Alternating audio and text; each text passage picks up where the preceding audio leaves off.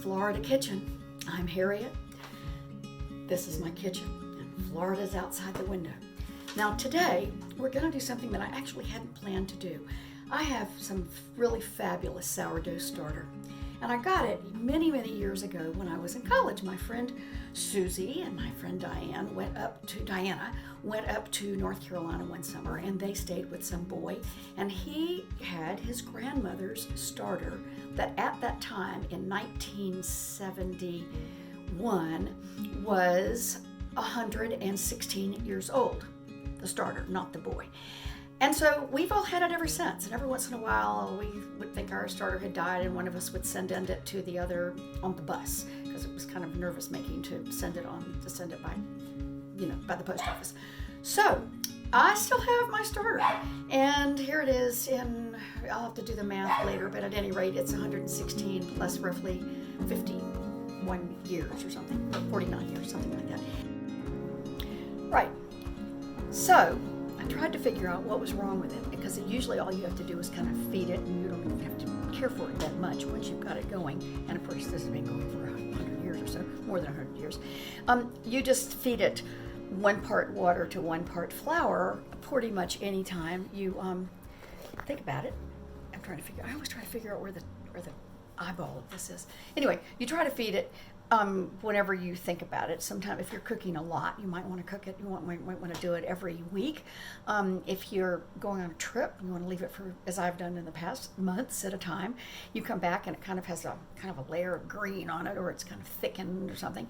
And so what I do is I scrape that bit off and I throw it away, and then I refresh what's left with 1 or 2 cups of flour to 1 or 2 cups of water, and mix it around. It sort of mixes itself after a while, and then the next day I look at it and decide whether I'm going to do something. And I make pancakes with it.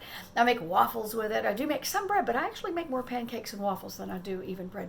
Anyway, I decided that I needed to do something about this because it was looking pretty bad and it wasn't very good. And so I got in touch with Susie. And so, what do you do about this? She said, well, of course, feed it first. Naturally, you feed it. She said, sometimes I put a little sugar in it. So I put a little sugar in it. And now it's looking pretty good. And it smells revolting, which, of course, is what it's supposed to smell like. And so I thought, right, I'm going to see if I can find a really easy recipe. And so I went back to that wonderful book that I used for the regular French bread, which is called Uncle John's Original Bread Book. Kind of an old book that I got from my good friend Sue, that we used to make bread, remember, in college when we did this. So this is called, and I'm not going to try to say it, but Ron Bruet's sourdough French bread. So it's on this piece of paper, and I will, of course, put the recipe below this video. So in order to see the recipe for anything, all you have to do is scroll down beneath the video. Now let me see, if you're looking at me, it is on you look down, my right, your left, no, it's on your right too. This is my right. Anyway, it should be down there below where my hand is. There should be an arrow, and if there's no arrow, then below the little description it'll say show more. And so you just look, and you look where it says show more, and that's where you find the recipe. So to get started, it's going to be really fast. So all we do, I've already pre-measured everything. So we aim this on it so you can see. See about how far back I can do this without it falling over. Okay, so I'm going to do 1 cup of the starter, which isn't good. That's not tons. Okay, so let's do this. That's not quite a cup, so a little bit more of that. And some of it coats it, so I'll just put a little bit more of that. Okay, so that should be about enough. And I'll get rid of that. Now the rest of it, what I'm going to do is I've got another container of this stuff. So anytime you use it, you just put the rest of it back in with your starter to wait. So the next thing you put in is 1 cup of lukewarm water. So that goes in there. And then 1 tablespoon of shortening. So that goes in there. Shortening is hardened up since I did it last. Okay. So we put that in. And then we're going to put in, we're going to do 1.5 teaspoons. Whoop, that's slopping out quite a lot. All right, don't do that. All right, we're going to put 1.5 teaspoons of salt, which should have been prepped in advance. Bad girl. All right. So, 1.5 teaspoons with this festive measure that I got for my grandchildren. Okay. 1.5 teaspoons and there.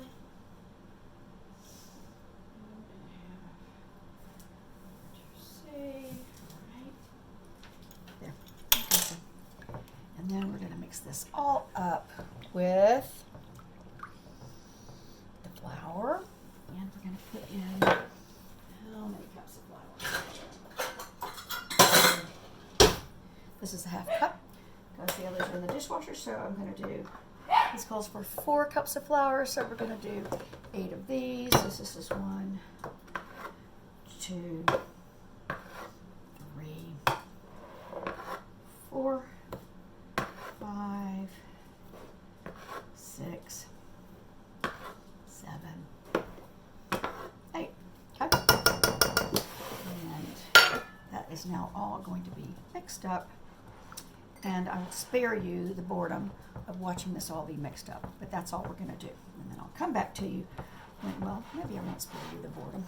Let's see what else we're going to need to do. So we're going to wait until the end. Let's see. We're going to add the flour. And it does say a pinch of soda. So why isn't that included in the information? So I think we're going to have to put that in now. Okay, just a second. Oh, I do hate recipes that don't give you all the information. They leave out a part. So let's put a pinch of soda in. Okay, this is, as you know, bicarbonate of soda. So pinch, got it, okay. Goes in like that. All right, now, I'm gonna keep working on this. Once I get it ready, try not to make a mess, yes. Okay, okay. And I'll come back in a second when it's totally blended. All right. Right. Just showing you this is how it starts to look. And I'm going to do that thing that I do, which is just put it on my counter. That should be small. All right.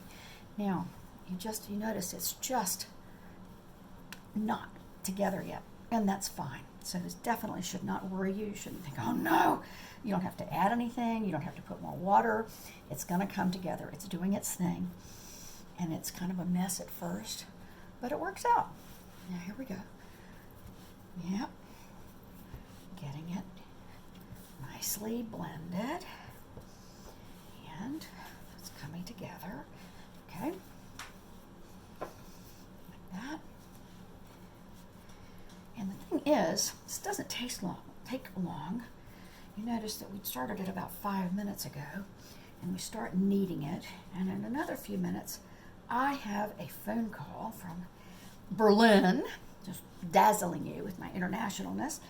And so I'm going to put this in the bowl, even though it won't be completely done, the kneading won't be completely done, because I do need to take this call. But I wanted to get this done. I can't tell you how bad this stuff smells. It has made our whole kitchen smell bad, which for me is a sign that the sourdough is working. But I do want to get it into the bread, get the bread going, so that I can put the sourdough back in the fridge to spare us from this dreadful smell. I realized my husband was going around looking to see if the dog, if Virgil had embarrassed himself. So we're coming back, we're coming to it. It's looking really good. Okay. All right. Oh, that is looking really good. I thought I was going to turn off the camera, but I feel like I'm kind of showing off. Right, this is getting there, getting really smooth and nice. And what we'll do is put it in my favorite batter bowl. You know, it's yellow and it gets nice and smooth so it can rise nicely. Let's get it really, really, really in a nice ball. Nice and shiny, nice and smooth. And I think what this does is it sort of, as you do this, you get elongated glutens or something like that. It's really not something I know that much about, not as much as I should. I mean, in terms of the science of it, but it's working, okay?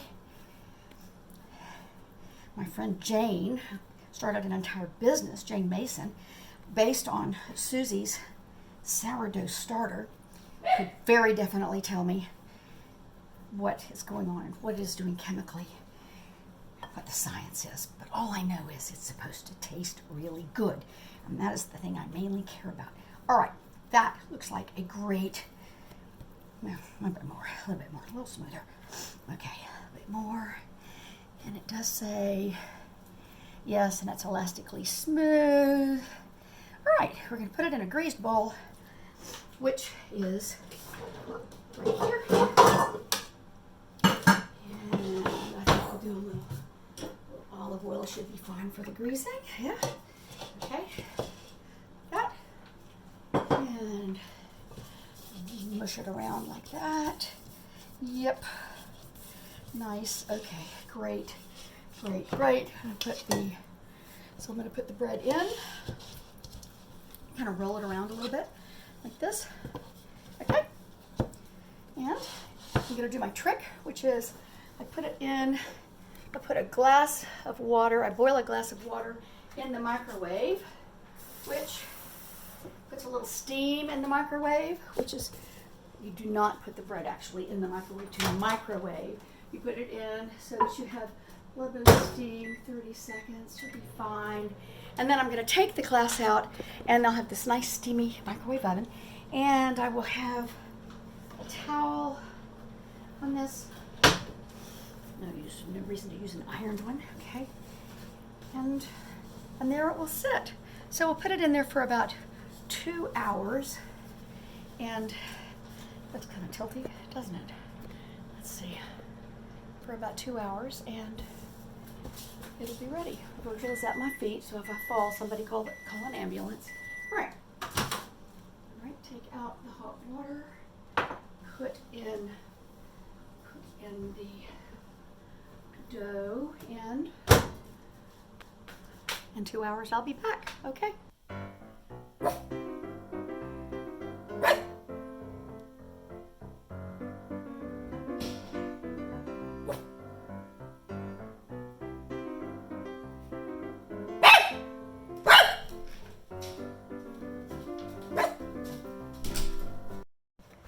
Just one more thing.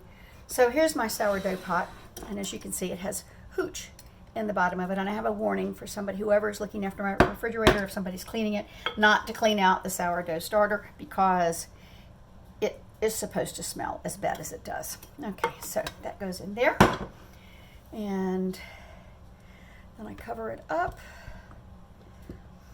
and it goes back in the fridge, and I'll have it for next time. And I've made a huge mess on the counter, which is just fine. Clean it up in a little bit. All right, I'll be back when the bread has done its rising. Okay, time to take it out. Let's see how it did out of the microwave, but not really out of the microwave. Remember, this is just our proofing box. Okay, let's see what it looks like. So, pretty good. Okay, it's puffed up a good bit. So the next thing that we're supposed to do is take this out of the bowl, and we are going to punch the dough down so it comes out like this. We're going to punch. Let's get a little bit of, there we go, so you can see it. All right, this is, try to make this so that you can see it the best. Right, so this is how it looks, and we're going to put a little bit of flour on this counter. Okay, and so it says that we're supposed to punch it down and knead about 20 times until all of the air is removed from the dough, using a rolling pin, pressing out the air. Now that is so strange. I have never done that before, but I'm going to follow the directions. And so we're going to put a little bit of flour on this, and a little bit on where we're going to work. So spread it down.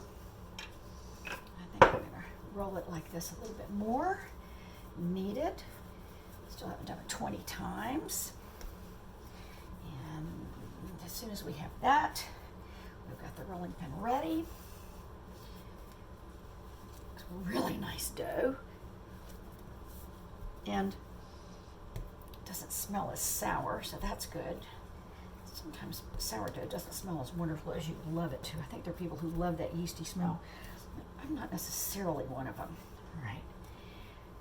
It just tastes better than it smells, in my opinion. Now, I've done that about 20 times. And now we're going to spread it out. Put some of the flour here. And to roll out absolutely all of the air. Again, kind of counterintuitive, but fine. I mean, why did we let it rise in the first place? Okay. Roll it out like this. And we're now going to roll it up into a kind of a jelly roll. Like this, okay. And we're going to seal the edges.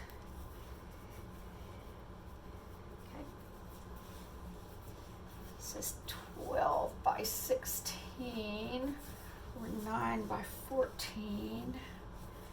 All right, that should be about right. Okay. Put this on here. And I have it on parchment. It says to put it on a greased baking sheet, tin or earthenware, and sprinkle with cornmeal or bran. But I don't really see any reason to do that because I have parchment paper. Okay, the next thing I'm going to do is it says to brush it with a little bit of water. So we'll do that.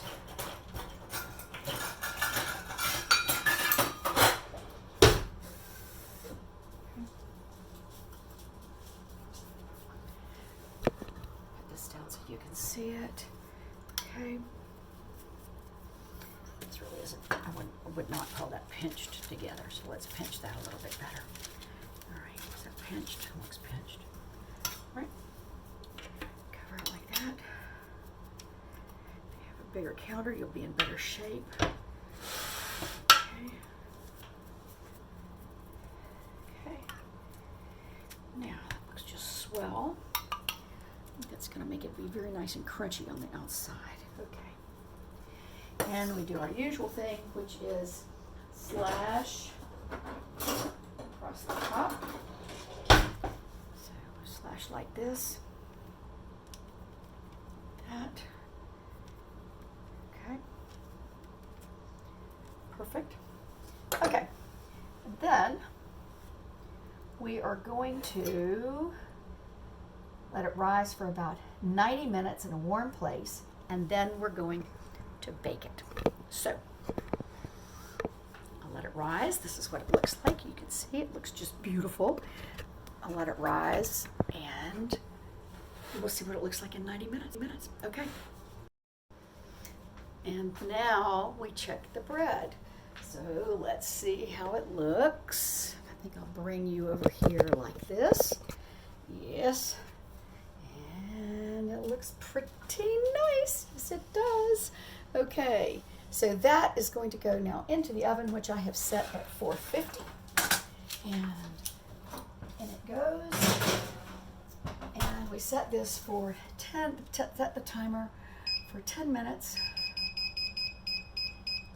And in 10 minutes when it goes off, we are going to check our recipe. We are going to turn it down to 375 and bake it for 20 more minutes. And then the bread should be golden brown. Yes, that thrilling moment is here. When we turn it down, we turn the clock down to, let's see, cancel, bake. Now we're going to go to, and we're turning it down to 375. Oh, timer. 20 minutes. We put it on for 20. Yep, it's true. 20 minutes, and then I'll be back in just a sec. Do we have that oven in the right place? I don't think we do. Wait a minute. Bake. 350, more, 375. Okay. There. Now, I'll be right back. And in 20 minutes, it should be ready. We're ready for it to go off. And there we go. Let's get it out.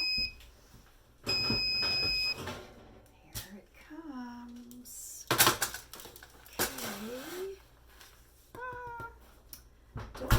that's as golden brown as I would like it to be.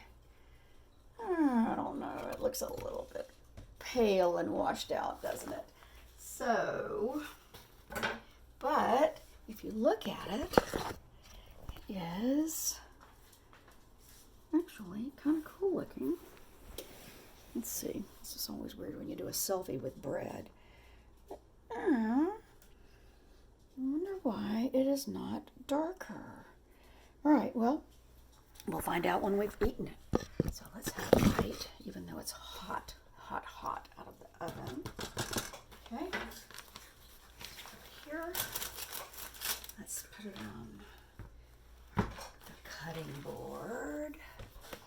And I'll bring this around over here so you can see it really well. Okay. And let's cut it here. Okay, so maybe do it like this.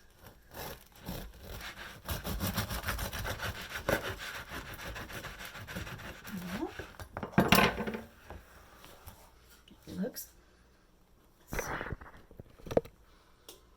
smells really, really good. Okay. Tastes really, really good. Okay. I'm gonna get some butter.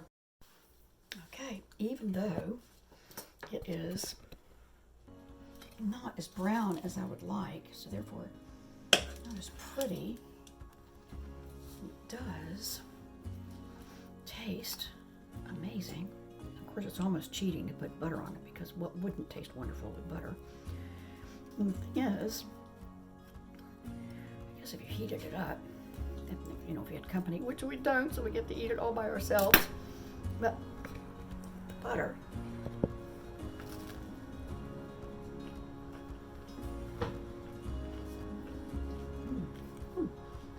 Really good. Well, you know, I had my doubts because I've never made that recipe before, and also because the sourdough smelled so disgusting, but it has just the slightest tang. It tastes like really terrific bread. That's what it tastes like. I will do this again a lot. I can't figure out why it's not browner, but it may be that the next time I do it, at the last minute, I'll put on a little, maybe a little bit of egg white. I wonder if that would brown it a little bit. Anyway, it is delicious, and I couldn't be more pleased. So this is Harriet signing off from Harriet's Kitchen, eating fresh hot bread with butter. Yum! It's going to so help my girlish figure. I know you're looking forward to seeing the large edition of Harriet later this month. Bye.